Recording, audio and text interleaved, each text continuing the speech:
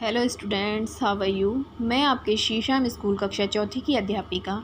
आज हम आरंभ हिंदी पाठमाला का तीसरा अध्याय करेंगे। हमारा तीसरा अध्याय है राजा और भिक्षुक। एक बार एक राजा शिकार खेलने जंगल में गया।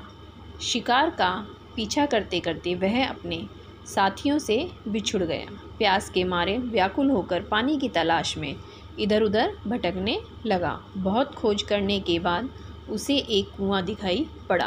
कुएं में पानी तो बहुत था, किंतु निकालने का कोई साधन ना था। राजा ने अपने सिर से पगड़ी उतारी और उसका एक छोर अपने घोड़े की कमर में कसकर बांध दिया और दूसरा छोर पकड़कर वह कुएं में उतरा, परंतु पगड़ी छोटी रही। प्यास से वह इतना व्याकुल था कि उसने पगड़ी छोड़ दी और कुएं में गिर पड़ा।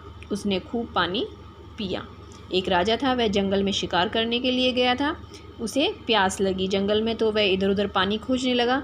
जब उसे पानी नहीं मिला तो उसे सामने एक कुआं दिखाई दिया। कुएं में पानी बहुत गहरा था। उसने अपनी पगड़ी खोली सर पे से और एक सिर उसका घोड़े से बांध दिया और दूसरा वो पकड़ के कुएं में उतरने लगा। लेकिन पगड़ी की वो धोती छोटी पड़ गई और वह राजा धोती छोड़कर कुएं में कूद पड़ा और खूब सारा पानी उसने पी लिया और अपनी प्यास बुझा ली।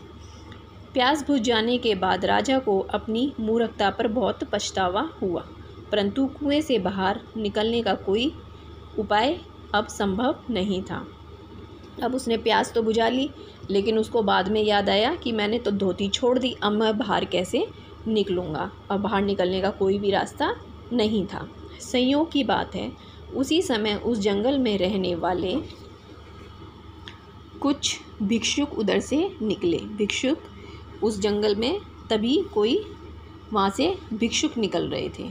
घोड़े का हिनहिनाना सुनकर वे उसके निकट आए। भिक्षुक मतलब साधु।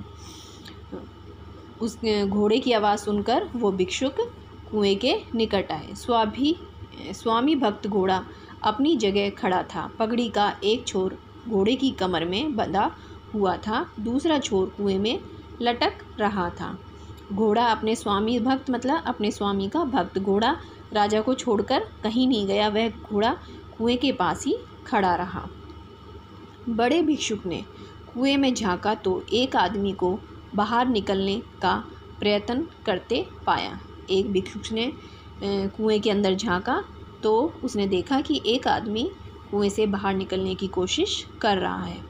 भिक्षुक ने अपना दुपट्टा पगड़ी के छोर से कसकर बांधा और राजा को कुएं से बाहर खींच लिया। भिक्षुक ने क्या किया, जो घोड़े के उसमें बंधी हुई थी पगड़ी, उसमें अपनी पगड़ी को बांधकर और लंबा कर दिया और नीचे लटका दिया और राजा बाहर निकल आया। बाहर निकलकर राजा बहुत प्रसन्न हुआ। अपने प्राण बचाने के लिए भिक्षुक को खूब धन्यवाद दिया। विदा होते समय उसने भिक्षुक को अपना नाम पता बताया और अपने राज्य में आने का आमंत्रण भी दिया। भिक्षु ने आमंत्रण स्वीकार कर लिया। राजा कुएं से बाहर निकल आया। उसने भिक्षुक को धन्यवाद बोला और अपने राज्य का पता दिया और उसको कहा कि आप कभी भी मेरे राज्य में आ सकते हैं। आज के लिए इतना ही। आप इसकी अच्छे से रीडिंग करिए। नेक्स्ट पार्ट हम कल करेंगे। Thank you.